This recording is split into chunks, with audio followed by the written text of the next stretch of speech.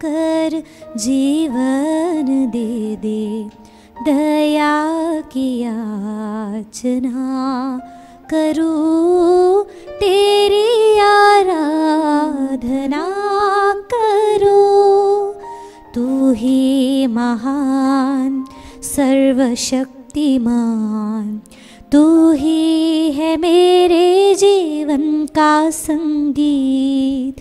तू है महान सर्वशक्तिमान, तू ही है मेरे जीवन का संगीत। हृदय के तार छेड़े झनकार, हृदय के तार छेड़े झनकार, तेरी आराधना है मधुर गीत। जीवन से मेरे तो महिमा पाए, एक ही कामना करूं, पाप क्षमा कर जीवन दे दे, दया की याचना करूं, तेरी आराधना करूं। पृथ्वी के हर एक कण कण में छाया है तेरी महिमा का राग। पृथ्वी के हर एक कण कण में छाया है तेरी महिमा का राग। पक्षी भी करते हैं तेरी प्रशंसा, पक्षी भी करते हैं तेरी प्रशंसा। हर पल सुनाते हैं आनंद का गीत। मेरी भी भक्ति तुझे ग्रहण हो, हृदय से प्रार्थना करूं, पाप क्षमा कर जीवन दे दे, दया की याचना करूं, तेरी आराधना करूं। माझ्या प्रिय बंधू भगिनींनो, आपण आपल्या स्वतःला परमेश्वराच्या हातात समर्पण करून प्रार्थना करूया। परमेश्वराने दिलेला हे तास फक्त त्याच्याबरोबर आपण होण्यासाठी, फक्त त्याच्याबरोबर बसण्यासाठी, ही कृपा आपल्याला भेटण्यासाठी आपण प्रार्थना करूया। हे परमेश्वरा, फक्त तुझी आराधना करण्यासाठी मला दिलेला हे तास, त्याबद्दल मी तुझे आभार। आता आज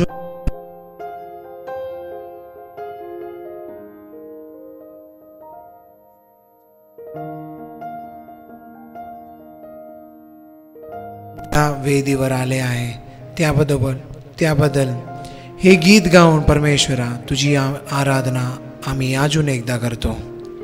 तेरी आराधना करूं, तेरी आराधना करूं, पाप क्षमा कर जीवन दे दे, दया की याचना करूं, तेरी आराधना करूं। निर्गमच्या पुस्तक अध्याय 15 वचन 26।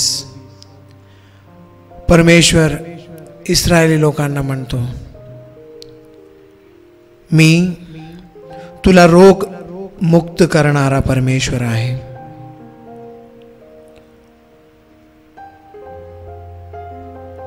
ज्या परमेश्वराने या इस्रायली लोकांना म्हटले, ते परमेश्वर आज आपल्याकडे पाहून असे बोलते,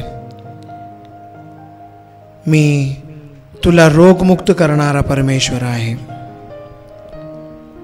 त्याबद्दल सर्व काही असलेल्या आजारपणापासून आपल्याला रक्षण देणाऱ्या ते परमेश्वराची आपण आराधना करूया. अजून एकदा हे गीत गाऊन परमेश्वराला बोलूया. हे परमेश्वरा, तू मला बरे केलेस, त्याबद्दल मी तुझी आराधना करतो. या कोरोनाच्या काळात तू माझे संरक्षण केलेस, त्याबद्दल परमेश्वरा धन्यवाद. हे गीत गाऊन आपल्याला संरक्षण देणारा परमेश्वराची आराधना आपण करूया. तेरी आराधना करो, तेरी आराधना करो, पाप क्षमा कर, जीवन दे दे, दया की याचना करो, तेरी आराधना करो. माझ्या प्रिय बंधू भगिनींनो, एक क्षण आपण येशूकडे पाहूया. या बाकरच्या रूपामध्ये असलेल्या आपल्या परमेश्वराकडे आपण पाहूया.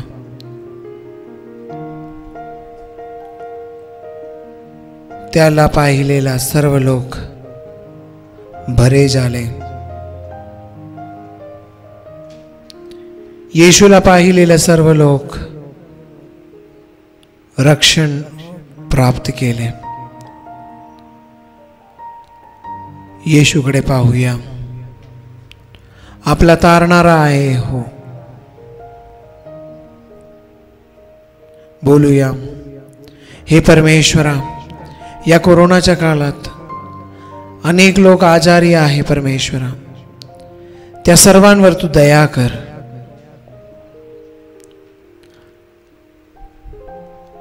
रुग्णालयात आणि घरात आजारी पडलेल्या सर्वांसाठी आपण प्रार्थना करूया, समर्पण करूया. बोलूया परमेश्वराला, हे येशू, आमचे आश्रय तुझ्यावर आहे. परमेश्वरा, तू आमच्या काळजी घेणारा परमेश्वर आहेस. त्याबद्दल नम्रतेने आम्ही सर्व तुझ्या समोर आले आहे. आम्ही आमचं जीवन तुझ्या हातात समर्पण करतो. परमेश्वरा, पाहूया येशूकडे. आपल्या दृष्टी त्याच्यावर ठेवून परमेश्वराला बोलूया,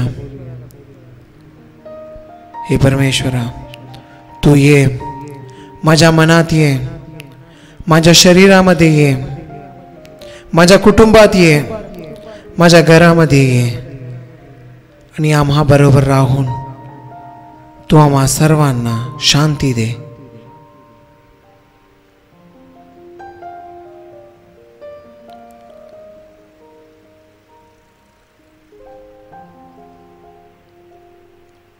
वसना तू मन, ते गीत गाऊन आपण येशूला आपल्याबरोबर येऊन काही क्षण बसून आपल्याला शांती देण्यासाठी आपण प्रार्थना करूया. हे गीत गाऊन येशूला आपण आपल्यामध्ये आमंत्रण देऊया, कारण त्याच्याशिवाय आपण काही करू शकतो नाही. त्याबद्दल हे गीत गाऊन परमेश्वराला आपल्यामध्ये स्वागत करूया. बसना तो मन मंदिरी माझ्या अंतर्यामी प्रभु, ओ अंतर्यामी प्रभु. बसना तो मन मंदिरी माझ्या अंतर्यामी प्रभु, ओ अंतर्यामी प्रभु. ताहान लेले मन हे पुकारे, स्वीकारण्या स्वीकारण्या. अबोल झाली माझी वाणी, बोल प्रभु, बोल प्रभु. बसना तू मन मंदिरी माझ्या अंतरयामी प्रभू ओ अंतरयामी प्रभू ओ अंतरयामी प्रभू ओ अंतरयामी प्रभू. पूर्ण बायबलमध्ये आपण पाहतो परमेश्वराची वाट पाहिलेले कोणीच दुखी न होते. परमेश्वरावर आश्रय घेणारे लोक कधीच दुखी नाही झाले, कारण त्यांना माहित होती की परमेश्वरावर विश्वास ठेवणे ही सर्वश्रेष्ठ गोष्ट आहे. त्याबद्दल हे गीतच्या दुसरा स्टँजा गाऊन आपण परमेश्वराला बोलूया. हे परमेश्वरा, तुझे वाट पाहणारे आम्ही सर्व तुझ्यावर आश्रय घेतात. ये आमच्या जीवनामध्ये ये आणि आमच्या जीवनामध्ये येऊन आम्हाला तुझ्या जीवनाबरोबर सहभागी तू बनवून ठेव. पहाट संध्या तुझीच करणी हे प्रभुजी, हे प्रभुजी. किती सुंदर रचना तुझी, सृजनहार सृजनहार. बसना तू मन मंदिरे माझ्या अंतरयामी प्रभू ओ अंतरयामी प्रभू ओ अंतरयामी प्रभू ओ अंतरयामी प्रभू. माझ्या प्रिय बंधू भगिनींनो, अजून एकदा आपण नम्र होऊन परमेश्वराला आपल्या जीवनामध्ये स्वागत करूया. परमेश्वराला बोलूया, हे परमेश्वर, आम्ही आजारी आहोत, आम्ही संकटामध्ये आहोत, आम्ही दुःखी आहोत. त्याबद्दल तू ये, आमच्या प्रत्येकाच्या जीवनामध्ये ये.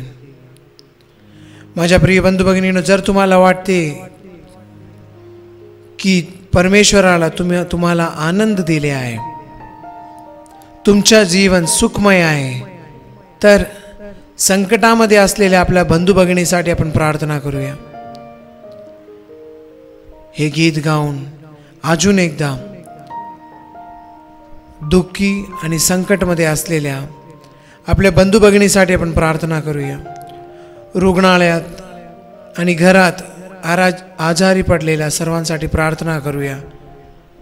त्यांच्या जीवनामध्ये परमेश्वराची आगमन होण्यासाठी आपण प्रार्थना करूया.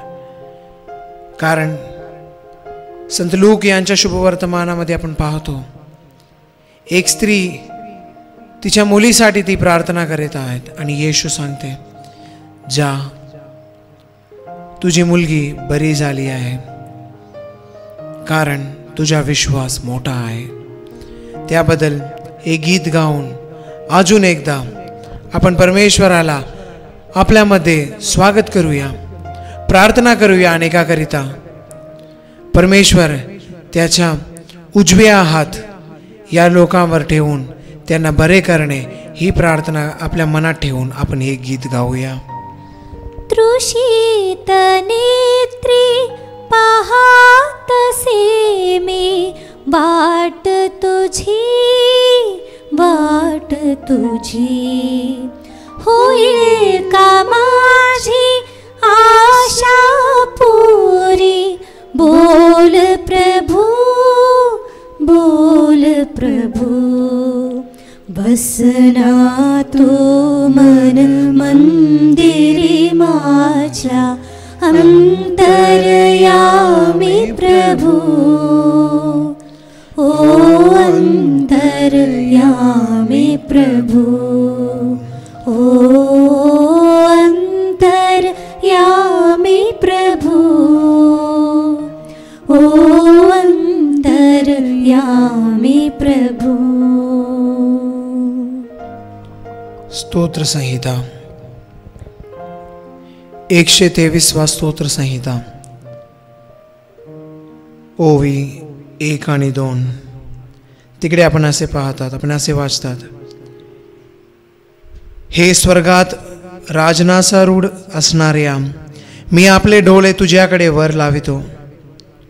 पहा, जसे दासांचे डोळे आपल्या धन्यांच्या हाताकडे असतात, जसे दासीचे डोळे आपल्या धनिनीचे हाताकडे असतात,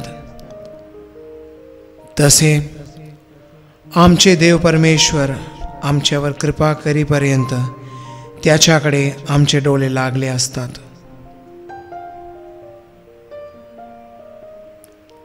माझ्या प्रिय बंधू भगिनींनो,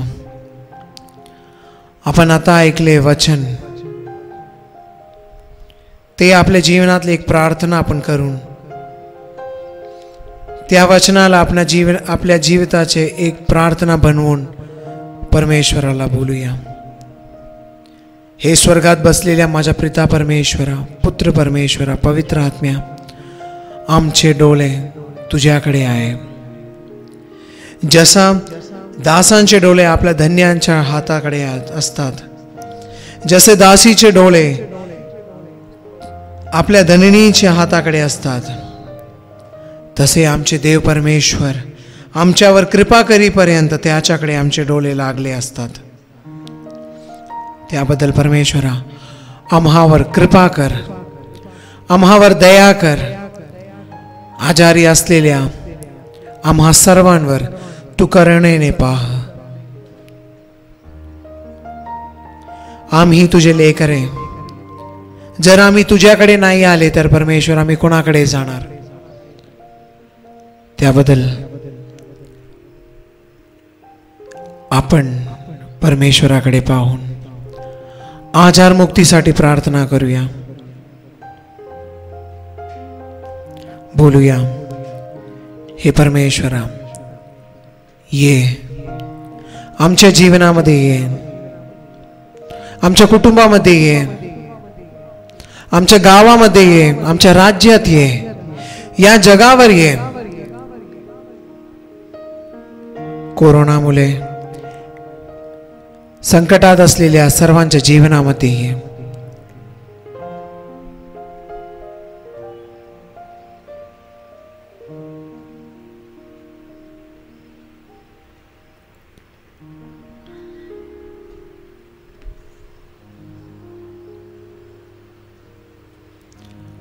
माझ्या प्रिय बंधू भगिनींनो, जेव्हा मी तुम्हाला सांगतो की तुम्ही तुमचे डोळे परमेश्वराकडे वळा, त्याचे कारण हे आहे, कारण येशूच्या रक्ताने आपण सर्व पवित्र झाले आहोत. यशया संदेश त्यांचे पुस्तक अध्याय 53, तिकडे आपण असे पाहतात,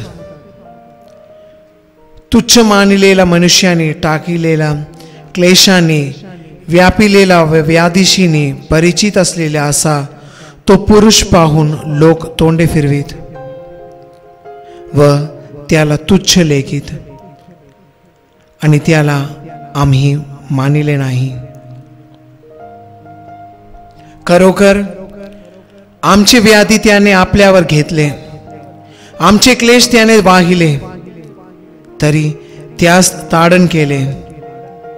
देवाने त्यावर प्रहार केलेले व त्याला पीडिलेले असे आम्ही त्याला लेखिले. खरे पाहिले असता तो आमच्या अपराधामुळे घायाळ झाला, आमच्या दुष्कर्मामुळे ते टेचला गेला. आम्हास शांती देणारी अशी शिक्षा त्यास झाली. त्यास बसलेल्या फटक्यांनी आम्हास आरोग्य प्राप्त झाले.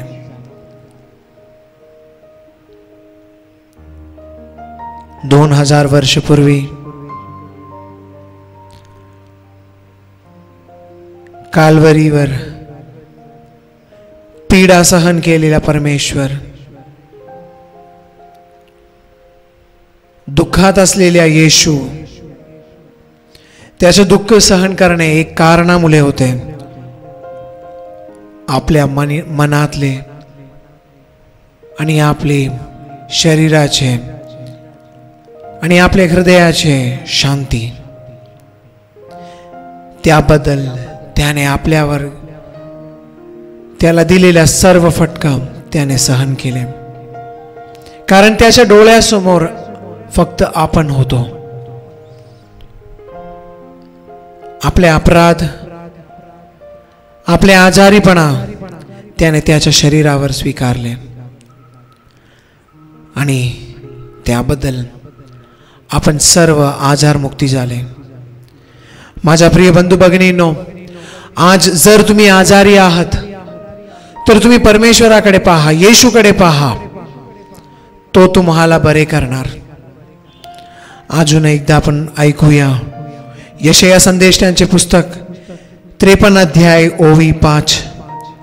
करे पाहिले असता तो आमच्या अपराधामुळे घायल झाला, आमच्या दुष्कर्मामुळे ठेचला गेला, आम्हास शांती देणारी अशी शिक्षा त्यास झाली. त्यास बसलेल्या फटक्यांनी आम्हास आरोग्य प्राप्त झाले.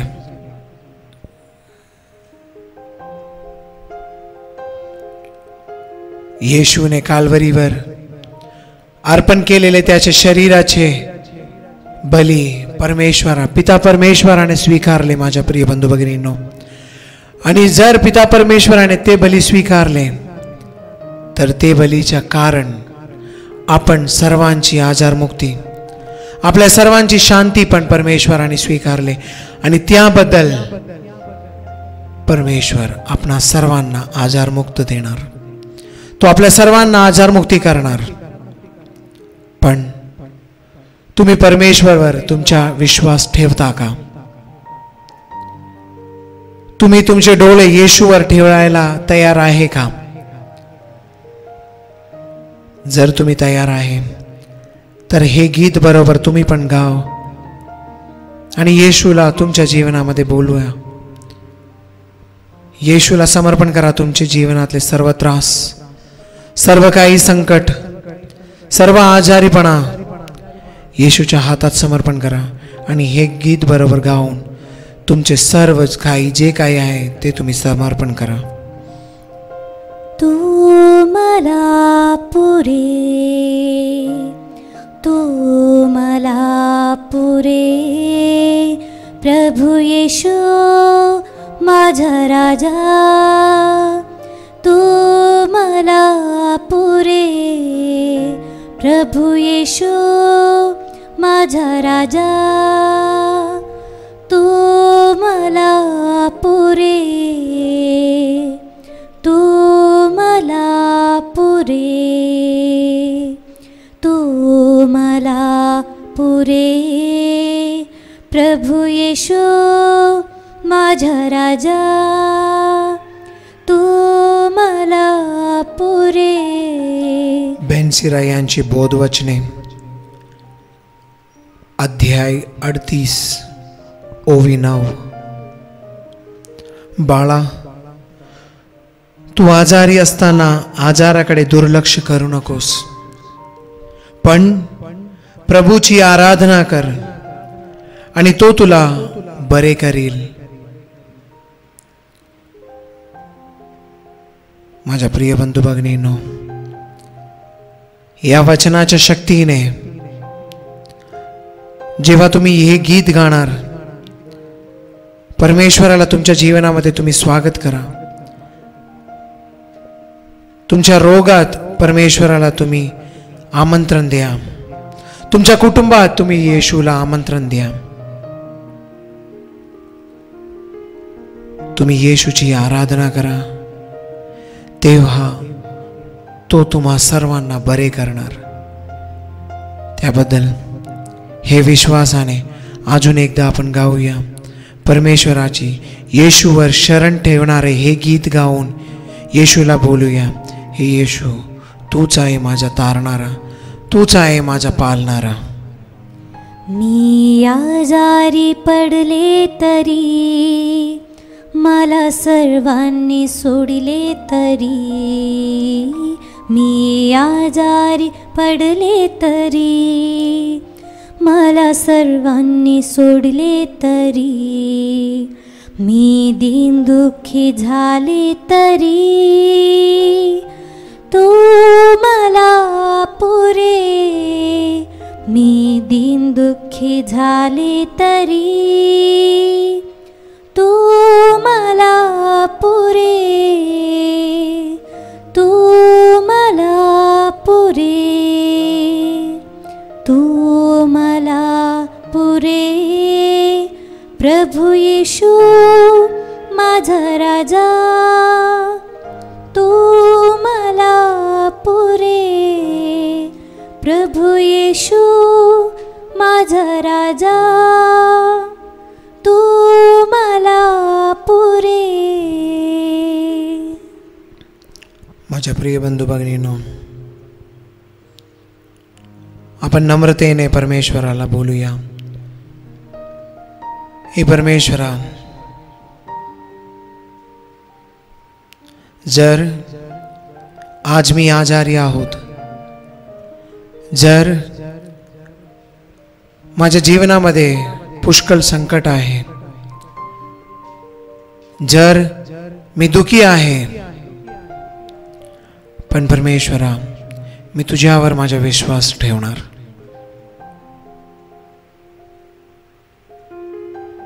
माझ्या जीवनातल्या सर्व आंधळ्यातल्या सर्व काही मी सोडून देऊन प्रकाश असणाऱ्या तुझ्याकडे मी माझे डोळे ठेवणार. कारण मला माहीत आहे, एखाद्या झुडपामुळे किंवा कंदामुळे त्यांना गुण आले नाही, तर हे प्रभू केवळ तुझ्या शब्दच्या साऱ्याने गुणकारी आहे. एखाद्या झुडपामुळे किंवा कंदामुळे त्यांना गुण आला नाही, तर हे प्रभू केवळ तुझ्या शब्दच साऱ्यांना गुणकारी आहे. माझ्या प्रिय बंधू भगिनींनो, आपण जेव्हा आजारी आहात तेव्हा आपण डॉक्टराकडे जातात, औषध घेतात, गोळ्या खातात, पण तुम्ही स्वतःला विचारा, मी कधी येशूकडे विश्वासाने गेले काय?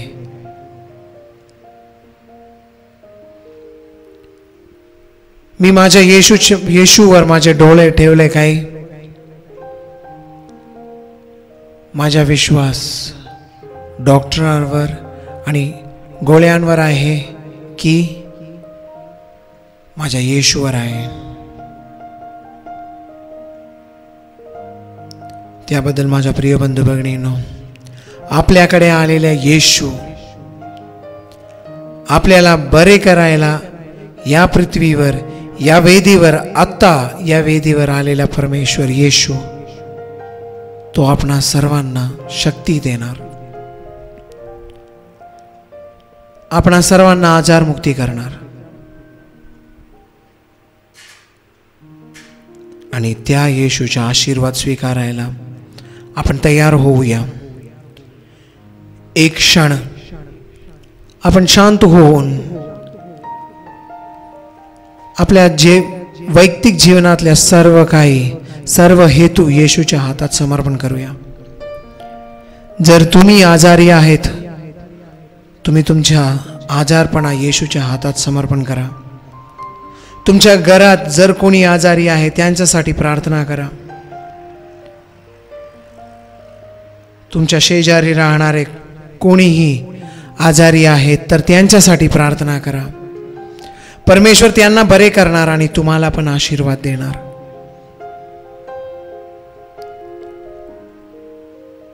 या कोरोनाच्या काळात जेव्हा आपल्या मनात खूप प्रश्न आहे,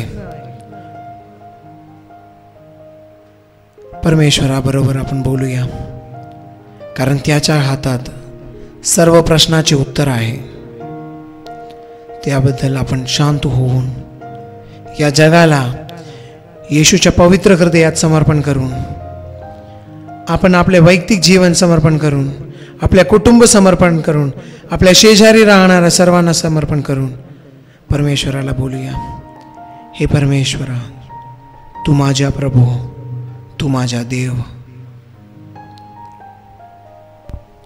पिता परमेश्वरा, आम्ही करीतो तुझी आराधना, तुझी स्तुती. तू माझे जीवन सर्वस्व आहे, तुझी आराधना, तुझी स्तुती. येशू माझ्या प्रभू, आम्ही करीतो तुझी आराधना, तुझी स्तुती. तू माझे जीवन सर्वस्व आहे, तुझी आराधना, तुझी स्तुती. पवित्र आत्म्या, आम्ही करीतो तुझी आराधना, तुझी स्तुती. तू माझे जीवन सर्वस्व आहे, तुझी आराधना, तुझी स्तुती. तू माझे जीवन सर्वस्व आहे, तुझी आराधना, तुझी स्तुती. Hallelujah, hallelujah, hallelujah, hallelujah, hallelujah, hallelujah, hallelujah, hallelujah.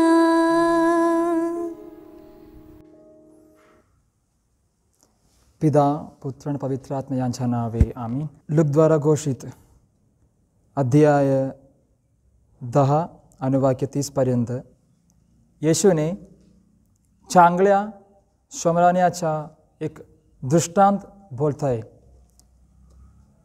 चांगल्या शमराण्याचा दृष्टांत. प्यारी बंधु बहनों, हमको पता है अभी कौन है हमारा शेजारी. कौन है हमारा शेजारी? वो हमारा नज़दीक रहने वाला है क्या? हमारा साथ प्यार से बात करने वाला है क्या? और हमको मदद करने वाला है क्या? कौन है हमारा शेजारी? असा एक सवाल एक मानुष येशूकडे पूछा था. तब येशू ने एक दृष्टांत दिया था चांगल्या शमरानाचा. लूकद्वारा घोषित शुभवर्तमानले अध्याय 10 आणि वाक्य 30 पर्यंत असा आहे. येशूने उत्तर दिले, एक माणूस येरुशलेमहून खाली यरीहोम जात असताना लुटाराच्या हाती सापडला. त्याने त्याचे कपडे काढून घेऊन त्याला मारही दिला आणि त्याला अर्धमेला टाकून ते निघून गेले. मग एक याजक सहज त्याच वाटेने खाली जात होता. तो त्याला पाहून दुसऱ्या बाजूने चालता झाला. तसाच एक लेवीही त्या ठिकाणी आला आणि त्याला पाहून दुसऱ्या बाजूने चालता झाला. मग एक शमरानी त्या वाटेने चालला असता तो होता तेथे आला आणि त्याला पाहून त्यास त्याच्या कळवळा आला. त्याने जवळ जाऊन त्याच्या जगमास तेल व द्राक्षरस लावून त्या बांधल्या आणि त्याला आपल्या जानवरावर बसवून उत्तराशालेत आणेल व त्याची काळजी घेतली. दुसरी दिवशी त्याने 2 रुपये काढून उत्तरशालेत रक्षकाला देऊन म्हटले, ह्याची काळजी घ्या आणि ह्यापेक्षा जे काही अधिक गरजल ते मी परत आल्यावर तुम्हाला देईन. तर लुटाच्या हाती सापडलेल्या माणसाच्या शेजारी हा निगापैकी तुझ्या मते कोण झाला? तो म्हणाला, त्याच्यावर दया करणार तो. येशूने त्याला म्हटले, जा आणि तुम्ही तसेच कर. जा आणि तुम्ही तसेच कर. प्रिय बंधु बहनीनो, हमको पता है कौन है हमारे शेजारी. हाँ, कौन है हमारे शेजारी? कोई भी हमारा रास्ता पे जाता है, कोई भी हमारा मदद चाहता है, वो हमारा शेजारी होता है.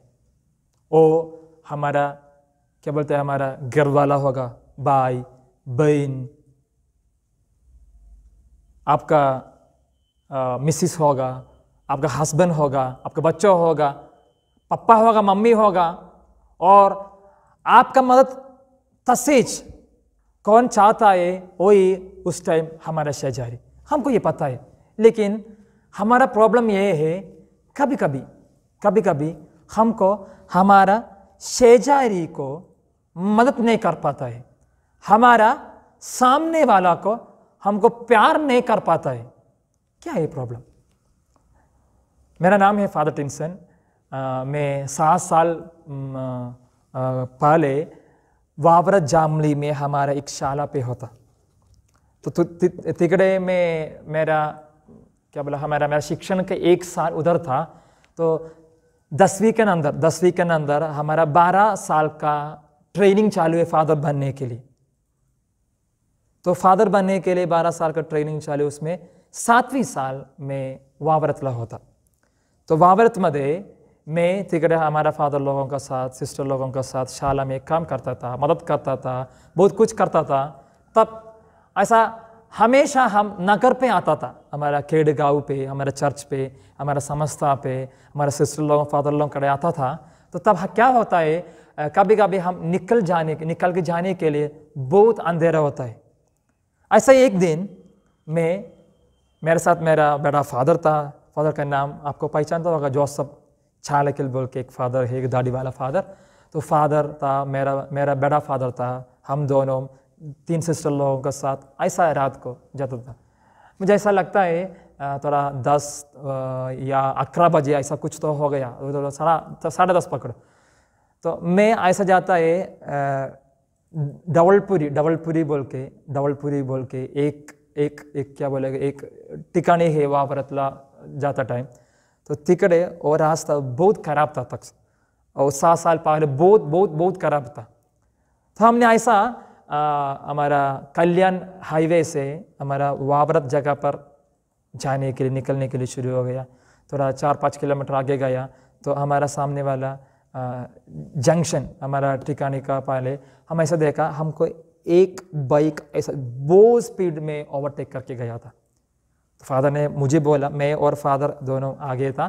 तो तब मुझे फादर ऐसा बोला, इतना स्पीड में किधर जाता है, क्या करने वाला इतना स्पीड में ये अंधेरे में जाके. तो ऐसा बोला. तो ऑपोजिट तिकड़े से एक गाड़ी ज़्यादा स्पीड में भी आता था, वो एक 4 व्हीलर था, एक 4 व्हीलर गाड़ी आता था. तो उसके बाद थोड़ी देर 1 किलोमीटर नहीं तो 1.5 किलोमीटर के बाद फादर गाड़ी रुका. फिर तिकड़े बचने वाला मुझे फादर ने बोला, एक बार बाहर देखो, उधर कुछ भी दिखता है क्या? मैं बोला, नहीं कुछ नहीं फादर, कुछ नहीं दिखता है, बहुत अंधेरा है. मैं बोला, बहुत अंधेरा है, कुछ नहीं दिखता है. नहीं उधर कुछ तो है, कुछ तो गाड़ी जैसा दिखता है मुझे बोला. मैं बोला, नहीं फादर मैं देखा है. तो फादर मुझे बहुत ज़बरदस्ती किया. तो मैं क्या किया, मैं गाड़ी से उतरा, मेरा साइड ला होता था, तो मैं बाहर जाके देखा तो उधर कुछ नहीं है. मैं बोला, फादर उधर कुछ नहीं है. ठीक है फादर, नहीं उधर कुछ तो है. सिस्टर लोगों को बोला, कुछ नहीं, हमने कुछ नहीं देखा. तो फादर ने खुद को गाड़ी इकड़े बाजू से निकला, फिर तिकड़े आया, तो फादर ने देखा, तब अचानक एक गाड़ी का ब्रेक लाइट की वह एक इंडिकेटर ऐसा कुछ ऑरेंज नहीं तो लाल कलर में एक लाइट अचानक चालू अचानक बंद पड़ा। तो फादर बोले कुछ तो है, कुछ तो है, जाके देखता हूँ। तो जाके देखा, तब ऐसा देखा हमने एक बाइक, कौन सा गाड़ी हमको ओवरटेक करके ज़्यादा स्पीड में गया अभी थोड़े सेकंड पहले, तो वो गाड़ी सब पलटी करके रखा है, मतलब एक्सीडेंट हुआ है। तो फादर बोला गाड़ी के सामने एक गाड़ी ड्राइवर भी होता है, कोई तो चलाता है वो गाड़ी के सामने कोई तो होगा। बहुत ढूंढा नहीं मिला, फिर भी फादर आया, फादर खुद को ढूंढा। तो क्या हो गया, एक आदमी, आप लोगों को रास्ता पता था मालूम है, हमारा मूलाधारण से पानी लेने के लिए एक बड़ा पाइप लोखंड का बड़ा पाइप डाला था। वो पाइप एक सीमेंट का क्या बोला पोल बना के उसको ऊपर फिक्स करता है। तो वो पाइप का नीचे एक आदमी ऐसा पड़ा था। तो बाइक थोड़ा दूसरा बाजूला, मानुष दूसरा बाजूला। तो हम जाके देखा, तब क्या हो गया, वो आदमी को क्या बोलता है, वो आदमी ऐसा कुछ क्या बोले उसको, वो मतलब कुछ सीरियस है, बात नहीं करता है, तोड़ नहीं खोलता है, डोला नहीं खोलता है, ऐसा ही पड़ा है। हमको लगा मर गया है। तो फादर जाके देखा, ऐसा कुछ आवाज़ कुछ निकलता है। तो फादर ने सामने जाके देखा, थोड़ा बॉडी में कुछ लोग है, तो शर्ट निकाल के देखा, तब एक लकड़ी पेट पे फंसा है, थोड़ा निकला, थोड़ा गुन निकलता था। तब फादर ने उसका फ़ोन पॉकेट से उठाया, तो फ़ोन तब ऐसा टच स्क्रीन वाला फ़ोन नहीं है, दबाने वाला फ़ोन था।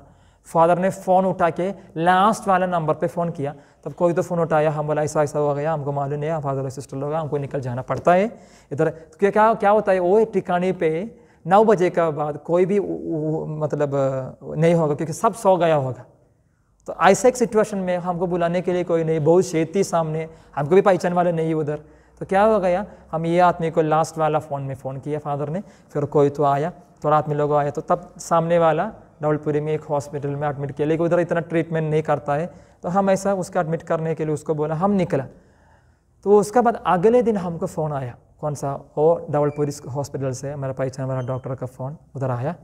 हम उधर एक स्टाफ को फ़ोन करके डॉक्टर ने बोला, पिछले दिन रात को फादर लोगों सिस्टर लोगों एक साथ एक आदमी को उधर एडमिट कर दिया था, वो आदमी को नगर में लेके जाना पड़ा, टाइम पर लेके आया।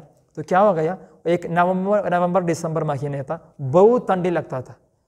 तो डॉक्टर ने ऐसा बोला, ऐसा कहा, अगर ये आदमी को टाइम पर नहीं लेके आया, वो सुबह तक ऐसा पड़ने वाला है, एक तो वो ठंडी की वजह से मरने वाला है, नहीं है वो गुण निकाल के मरने वाला है, कैसे भी मरने का चांस ज़्यादा था। सच में फादर टाइम पर आया, उठाया, लेके गया, हॉस्पिटल में एडमिट कर दिया, उसका ज़िंदगी वापस मिला है, बच गया है। तो ये बंधु बहनों, मैं ये बाजुला था, सच में ये मेरा काम था सामने क्या ये देखने के, लेकिन मैंने कुछ नहीं देखा है, तो ये बाजुला बैठने वाला फादर को कैसा उधर ध्यान गया। ये होता है ईश्वर का चमत्कार। कोई भी एक आदमी को हम शेजारी होना चाहिए, नहीं तो वो हमारा शेजारी होना चाहिए, बराबर पक्का यीशु ने हमारा ध्यान उसको ऊपर डाल देने वाला है। मतलब कभी भी एक आदमी को, कभी भी एक परिवार को हमारा मदद चाहता है, ईश्वर ने हमको बराबर वो परिवार को ऊपर, वो आत्मीय लोगों को ऊपर हमारा ध्यान डाल देने वाला है। लेकिन प्रॉब्लम तो ये है, प्रश्न तो इधर है, कभी कभी हमको करने को इच्छा है लेकिन नहीं कर पाता है। कभी कभी हमको ये करने का आदत बन गया है, लेकिन एक टाइम में सब निकल जाता है। कभी कभी हमको ये करने का सोच है, लेकिन वो काम में कुछ भी नहीं आता है। तो प्रॉब्लम क्या है? ये प्रॉब्लम समझ में आने के लिए यीशु ने ये शमरन्याचा दृष्टांत में बोलता है, क्या होता है, कैसा होता है, किधर होता है हमारा असली प्रॉब्लम। शेजारी जैसा हमारा सामने वाला को हमको मदद नहीं कर पाता है, उसका प्यार नहीं कर पाता है, तो प्रॉब्लम किधर है, क्या है? ये है ईश्वर ये दृष्टांत में देता है। ध्यान से सुनेंगे। शमरन्याचा दृष्टांत में बहुत सारा आत्मीय लोगों के ऊपर बात करता है। पहला एक मानुष वो यरूशलेम से यरीको तक जाता था। यरूशलेम से यरीको तक जाता था। यरूशलेम म्हणजे ये होता है यीशु का, देव बापा का ठिकानी। मतलब उधर था हमारा, क्या बोलता है, हमारा चर्च, यहूदी लोगों का चर्च तिकड़े था। तो प्रार्थना करने वाला, ये क्या बोला, ये यीशु बापा के ऊपर ध्यान देने वाला एक ठिकाने है यरूशलेम। यरूशलेम से वो निकाल के जाता, मतलब ये ईश्वर का सामने जाके प्रार्थना करके, विनती करके, उधर जाके पश्चाताप करके जाता था। ऐसा एक मनुष्य के ऊपर यीशु ने बात करता है। ये मनुष्य का क्या हो गया, ये मनुष्य जाता था, तब बहुत बड़ा सिटी है, टाउन है, शहर है, बहुत सारे खरीद के वो घर जाता था शायद। तब क्या हो गया, बीच में उसको किसने अटैक कर दिया, इसका किसने अटैक कर दिया, वो जाता था, उसको लूटराचा हाथ में वो सापटला है।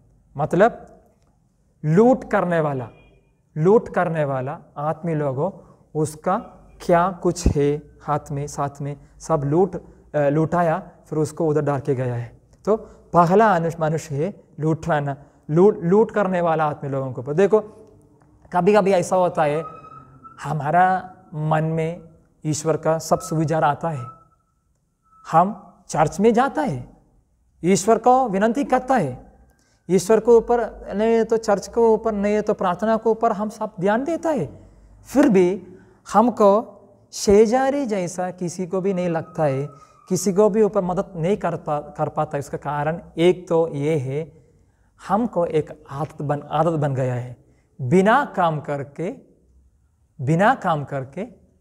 खाना खाने का। मतलब ये है लूटने वाला मानुष जैसा, चोरी जैसा, हम बिना काम करके, बिना तक जाके दूसरों से उसका पूरा वसूल करने वाला है, तो हमको किसी को भी मदद नहीं कर पाएगा। मतलब मैं कुछ काम नहीं करता है, किसी को मदद नहीं करता है, लेकिन दूसरों से पूरा लेता है, दूसरा का पूरा वसूल करता है, ऐसा एक मनुष्य है मैं, तो मुझे किसी को भी मदद नहीं कर पाएगा, क्योंकि मेरा आदत निकल चुका है मदद करने का। देखो हम तो हमारा घर वाला है, घर पे रहता है, हमको मालूम है हमारा पापा लोगों के साथ, मम्मी लोगों के साथ, भाई लोगों के साथ, बहन लोगों के साथ हम कैसा बिहेव करता है, हम कैसा रहता है, उसका मदद करता है क्या और उसका वसूल करता है क्या। अगर हम वसूल करने वाले एक मनुष्य है, तो हमको क्या होता है, हमको मदद करने के एक आदत कभी भी नहीं मिलना है। अभी देखो दूसरा एक मनुष्य के ऊपर भी बोला है, क्या है, दूसरा एक मनुष्य है, आगे जाके एक याजक यरूशलेम जाता होता, तिकडे जाके चर्च मध्ये क्या बोला गया, याजक जैसा बहुत कुछ काम करने को होता है। तो उसका एक छोटी प्रॉब्लम था, याजक एक प्रॉब्लम है, यरूशलेम जाता होता। अगर एक मनुष्य ऐसा पड़ा है, अगर वो मर गया होगा, सोचो मर गया होगा, डेड बॉडी बोलता है, डेड बॉडी, वो मर गया वाला का ऊपर हाथ रखा, टच कर दिया, तो उसका प्रॉब्लम यह है, शुद्धिकरण प्रक्रिया करने का बाद ही सिर्फ इधर जाके पूजा कर सकते। इसलिए उसका क्या हो गया, वो याजक ने ये आदमी को देखा, लेकिन उसके सामने तक भी नहीं गया, क्योंकि क्या होता है, अगर मैं उधर गया, अगर ये मर गया वाला आदमी है, मैं इसको ऊपर हाथ रखा, शुद्धिकरण प्रक्रिया करने के बाद ही सिर्फ मुझे उधर जाके क्या कर सकते, पूजा कर सकते। तो इसने क्या किया, उसको छोड़ के गया। कभी कभी ऐसा होता है, ये आत्म याजक, उसका पूरा ध्यान एक दूसरा का जिंदगी के ऊपर सोचने के लिए नहीं है, एक दूसरा को मदद करने के ऊपर सोचने के लिए नहीं, फक्त उसका काम के ऊपर ध्यान देने का है। मैं एक शाला में काम करता है, शाला का डिफॉल्ट इंग्लिश मीडियम वामबरी मध्ये एक शाला होता है, शाला का स्कूल का मैनेजर होता है। तो हम पिछले साल से, कोरोना सिचुएशन चालू है, आपको मालूम है, एक साल में बच्चों को कुछ नहीं मिला, तो हमने बीच में बच्चों लोगों को कुछ मिलने के लिए घर जाता था, बच्चों को ऑनलाइन क्लास, कभी कभी ऑफलाइन क्लास भी गया हम देता था। तब मैं ऐसा देखा है, थोड़ा पालक लोग ऐसा है, उसका पूरा ध्यान उसके काम के ऊपर है। खेती होगा, काम करने वाला कंपनी होगा, नहीं तो उसका बिजनेस दुकान वगैरह कुछ होगा उसको ऊपर है। बच्चों पढ़ाई करता है क्या? बच्चों परीक्षा लिखता है क्या? बच्चा हर गया क्या? बच्चा क्लास पे बराबर आता है क्या? वो मोबाइल में तो गेम खेलता है क्या? उसका कुछ सोच नहीं है, उसका पूरा ध्यान किधर है? काम में। मुझे ऐसा एक पालन को मालूम है, वो पाला का प्रॉब्लम है, वो MIDC में मध्य काम करता है, MIDC में काम करते एक बड़ा कंपनी चलाता है। तो उसका प्रॉब्लम ये है, पिछले साल उसका बच्चा क्लास में आया नहीं, ऑनलाइन क्लास चालू था, ऑफलाइन क्लास भी किया था, क्लास में आया नहीं। तो बच्चों का प्रॉब्लम एक है, बच्चों को भी स्कूल में आने के लिए आदत नहीं। कौन बच्चों लोग को थोड़ा अच्छा होता है, उसकी इच्छा नहीं है। तो यह सच में एक पालक क्या करना चाहिए? बच्चों को स्कूल में आने के लिए इच्छा नहीं, बच्चों को कुछ करने के लिए इच्छा नहीं, तो सिखाना पड़ता है। तो ये पालक क्या करता था, एक साल में शाला पे कभी भी आया नहीं। मेरा बाकी पालक लोगों को मेरा शाला पे थोड़ा 15-20 बार आया था, ये पालक, ये पप्पा कभी भी आया नहीं।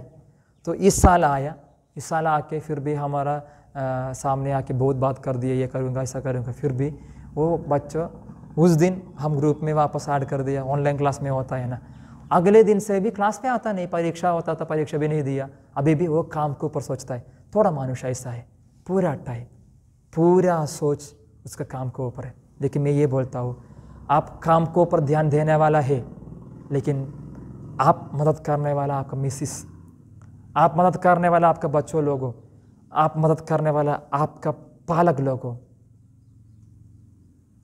आपका मदद अगर नहीं मिला तो सच में उसको बहुत तकलीफ होने वाला है, उसको बहुत नुकसान होने वाला है। इसलिए हम ये याजक सर के काम के ऊपर ध्यान देने वाला नहीं होना चाहिए। यीशु भी ये चाहता है, ये याजक सर के नहीं होना रहे। एक मानुष उसका शेजारी का साथ मदद करने वाला है, तो ये याजक सर के नहीं होना रहे। उसका मतलब ये है, मतलब ऐसा ईश्वर ये चाहता है, काम के ऊपर ज़्यादा ध्यान मत दो। काम तो करना पड़ता है, बराबर, काम तो करना पड़ता है। हम काम के लिए नहीं रहता हो, हम काम के लिए नहीं रहता हो, काम के ऊपर हम इसलिए ध्यान देता हूँ, हमारा ध्यान, हमारा पूरा फोकस यीशु बापा नहीं है, पैसा है। अगर मैं काम नहीं करता है मुझे पैसा नहीं, अगर मैं काम करता है तो मुझे पैसा मिलता है। लेकिन प्रॉब्लम ये है, आप उधर देखता है तभी ईश्वर हमारे पीछे देखता है। वो कभी कभी याद करता है, इधर देखने से अच्छा थोड़ा कभी कभी ऐसा देखो। अगर हम पूरा टाइम उधर पैसा के ऊपर, हमारा काम के ऊपर ध्यान देने वाला है, हम ऐसा एक मनुष्य होने वाला है, हमारा नज़दीक वाला हमारा परिवारों को भी हमको कुछ भी मदद नहीं कर पाएगा। अगर ऐसा आदत एक बार बन गया, हमारा घर पे हमारा वजह से बहुत नुकसान होना है। इसलिए विनती करता हूँ, काम को ऊपर का ध्यान निकाल के ईश्वर को ऊपर आपका ध्यान रखो। फिर तीसरे एक मानुष को ऊपर ईश्वर ने बोला है, लेवी ही बोल के एक आदमी। ये लेवी ही म्हणजे ऐसा होता है, याजक चर्चला पूजा करने वाला हो तो उसका मदद करने वाला होता है ये लेवी। तो ये लेवी ही जैसे एक आदमी अगर ये रास्ता पर जाता है, उसको भी प्रॉब्लम ये है, ये आदमी अगर मर गया वाला है, उसको ऊपर हाथ रखा, फिर भी उसको भी शुद्धिकरण प्रक्रिया करके फिर मदद कर पाएगा। इसलिए उसको क्या होता है, डर होता है। कभी कभी हमको मदद करने के लिए प्रॉब्लम यह है, हमारा डर। मैं अभी इसको ऐसा किया तो ये सामने वाला क्या बोलने वाला है, मैं अभी इसको ऐसा किया तो ये क्या बोलने वाला है। देखो कभी कभी मेरा भाई का साथ कुछ भी प्रॉब्लम चालू है मेरे परिवार में, तो मुझे ऐसा एक सोच है, मेरा परिवार कुछ भी सोचने दो, लेकिन वो मेरा भाई है, नहीं तो मेरा बहन है, मैं जाके उसको मिलूंगा, मैं जाके उसका बात करूंगा, मैं जाके उसको बच्चों के लिए कुछ भी देंगे, चॉकलेट देंगे। लेकिन सोच है, लेकिन करते टाइम क्या होता है, डर निकलता है। ये डर ईश्वर का नहीं है, ये डर शैतान का है। उसने क्या करता है, हमने अगर इसको मदद करता है, हमने अगर इसको प्यार देता है, तो क्या होने वाला है, आगे जाके ये हमारा शेजारी होने वाला है, तो हमारे परिवार आज उन खुश होने वाला है। ये शैतान नहीं चाहता हो, तो इसलिए क्या डालता है, डर का एक बी डालता है हमारा था। ये भी हम थोड़ा तो ये डाल के बाहर से कुछ तो डाल के ये बड़ा पेड़ बना के ऐसा बीदी जैसा एक मनुष्य बन जाता है। फिर कुछ भी मदद नहीं कर पाएगा। अगर हमको ऐसा डर वाला जैसा चीज़ है हमारा लाइफ में, हमारा ज़िंदगी पे, ये निकालने के लिए किधर जाना पड़ता है, यीशु कड़े जाना पड़ता है। अगर यीशु कड़े नहीं जाता है, ये डर निकलने वाला नहीं। अगर डर निकलता नहीं तो क्या होने वाला है, सच में हम हमारा शेजारी को मदद नहीं कर पाएगा। अभी लास्ट में शेवड़िचा एक आदमी है, वो शेमरोनिया का क्या क्या स्पेशलिटी क्या है मालूम है। शेमरोनिया और यहूदिया दोनों दुश्मन होता है, तो इंडिया और पाकिस्तान जैसा है, वो दोनों दुश्मन होता है।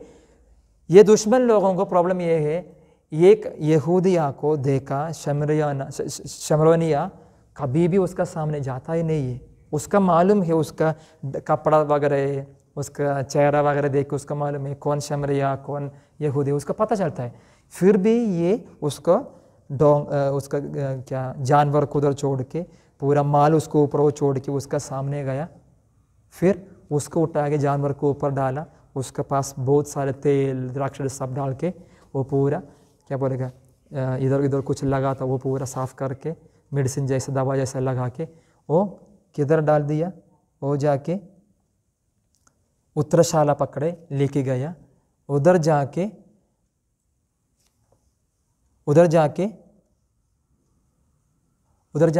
उत्तरशाला जाके 2 रुपया दिया। फिर बोला आज उन इसका कुछ ज़रूरत होता है पैसा, तो वापस आते टाइम ये सब जाके बेच के वापस आते टाइम में देता हूँ। देखो, किसी को भी मदद करता है, किसी को भी मदद करने वाला है, किसी को भी मदद करने को हम चाहता है, सच में हमको बहुत नुकसान होने वाला है, हमसे बहुत कुछ निकल जाने वाला है, हमको कभी कभी कमजोरी भी होने वाला है। देखो, ये मनुष्य बेचने वाला तेल, बेचने वाला द्राक्षरस सब उसको ऊपर लगाना पड़ा, थोड़ा वेस्ट हो गया है। क्या बच गया, सिर्फ वही बेच सकते। उसका पास पैसा था, उसमें से 2 रुपया उसको देना पड़ा, 2 रुपये देना पड़ा। अभी 2 रुपये मतलब उस टाइम का 2 रुपये सोचो, 2 रुपये देना पड़ा, उससे 2 रुपये कम हो गया। पैसा कुछ भी नहीं है तो देने वाला था, अभी आज कुछ बाकी होता है तो अगले दिन वापस आते टाइम मैं देता हूँ बोला उत्तरशाला वाला आदमी को। क्यों, उसका पास पैसा नहीं है, अर्जुन पूरा पैसा देना पड़ा, उसका टाइम निकल गया। देखो, किसी को भी मदद करने को हम तैयार है तो हमको बहुत सारे नुकसान होने वाला है, कमजोरी भी होने वाला है, लेकिन डर न खो। अगर अभी मैं उसको मदद नहीं करता है तो उसका ज़िंदगी बदलने वाला नहीं है। देखो, मैं शुरू में बोला था आपको, मेरा बड़ा फादर ने वो देखा है, उसको क्या ज़रूरत है, आगे जाके चलाते टाइम, गाड़ी चलाते टाइम वो बाजू में देखने वाला टाइम में वो काय को उधर ध्यान देते, मैं तो उधर बैठा है, वो मेरा काम है ध्यान देने का, मैंने नहीं दिया। फिर कैसा ईश्वर ने उसको बराबर करके दिया। मतलब अगर ये मेरा काम होता है तो मुझे उसको ऊपर ध्यान देना चाहिए था। अगर मैं ध्यान देने वाला है इतना अच्छा से, वो उसका बचाने वाला नहीं होगा। ध्यान दो, आप मेरा बात में ध्यान दो। देखो, अगर मैं ये से बाजू में बैठा है, अगर मैंने देखा, सोचो मैं तो इतना डायरिंग से, फादर जैसा इतना डायरिंग से उसका बचाने वाला नहीं है, उसका मदद करने वाला नहीं होगा। ईश्वर को ये सब पता है, इसलिए ईश्वर ने क्या किया, ईश्वर ने ऐसा पकड़ने से अच्छा उल्टा पकड़ा है। मैं इधर पकड़ा ये है, मुझे ऐसा पकड़ने का, ऐसा करके उल्टा पकड़ के ये सामने वाला फादर को ये सब दिखाया है। फादर ने क्या किया, उसको बचाया, उसका ज़िंदगी बदल गया। नहीं है उसका, वो आदमी मरने की वजह से उसका पूरा परिवार बदलने वाला था, पूरा परिवार बदलने के अनुसार पूरा गांव बदलने वाला था। बराबर है क्या? तो हमारा पास कोई भी एक आदमी को अगर ईश्वर लेके आता है, अगर हमारा पास कोई भी एक आदमी को ईश्वर लेके आता है, उसका मतलब ये है वो हमारा शेजारी है, उसका हम मदद करना पड़ता है। अगर हम उसको मदद नहीं करना चाहिए तो ईश्वर उसका हमारा पास कभी भी नहीं लेके आने वाला है। ईश्वर को हमारे ऊपर एक भरोसा है, ईश्वर का है हमारे ऊपर भरोसा। तो ये मेरे पास आया तो ये आदमी के पास गया तो बराबर मदद कर पाएगा। इसलिए ईश्वर ने ये आदमी को तेरे पास लेके आता है, तेरे परिवार का सामने लेके आता है, तेरे सामने लेके आता है। क्यों? तुझको कर पाएगा। ईश्वर का तेरे ऊपर एक भरोसा है, वो भरोसा तोड़ न को, वो भरोसा तोड़ न को। इसलिए आज शपथ लेने का है। मेरे पास कोई भी मदद पूछ के आया था, कोई भी शेजारी जैसा आया था, मैं मदद करने वाला है। उसकी वजह से मुझे कुछ भी नुकसान होने दो, मुझे कुछ भी कमजोरी होने दो, कोई भी मुझे डराने दो, मुझे कुछ भी विधि होने दो, लेकिन मैं मदद करने वाला है। अगर आप एक पैर आगे रखने वाला है तो ईश्वर हमारा आगे 2 पैर रखने वाला है। अगर मैं एक पैर पीछे रखने वाला है तो मेरा और ईश्वर के बीच में एक गैप बहुत लंबा होता है। कितना मैं बाकी की मदद करके एक स्टेप डाल के आगे जाता है तो उतना नज़दीक होता है ईश्वर के सामने में। तो इसलिए हम चोरी जैसा नहीं होने का, याजक जैसा भी नहीं होने का, लेवी जैसा भी नहीं होने का। क्या चोरी मंजे कौन? चोरी मंजे का दूसरा से लूटने वाला, चोरी करने वाला आदमी, बिना काम करके फुकुट से खाने वाला आदमी है। ऐसा नहीं होना चाहिए, ऐसा नहीं होना चाहिए। और याजक जैसा काम को ऊपर ध्यान देने वाला आदमी है। काम को ऊपर ध्यान दे के मेरे परिवार को ऊपर, मेरा शेजारी को ऊपर मुझे मदद नहीं कर पाता है। ऐसा नहीं होना चाहिए। और लेवी जैसा बीदी वाला एक आदमी नहीं आना चाहिए। मैं शेमरोनिया जैसा एक मानुष होने का है। वो मेरा दुश्मन होगा, वो मेरा पहचान वाला भी नहीं होगा। मैं गाड़ी से उतर के उसको जाके मदद करने का है, मैं गाड़ी निकल के उसको जाके मदद करने का है। ये होता है एक असली शिष्य का उदाहरण। यीशु ये करने के लिए हमको सिखाया है, ये करने के लिए, सिखाने के लिए ईश्वर ने ये दुनिया पे आया था। ये ईश्वर ने दिखाया है, ये ईश्वर ने किया है। ईश्वर ने यीशु के सामने कोई भी वो पापी होगा,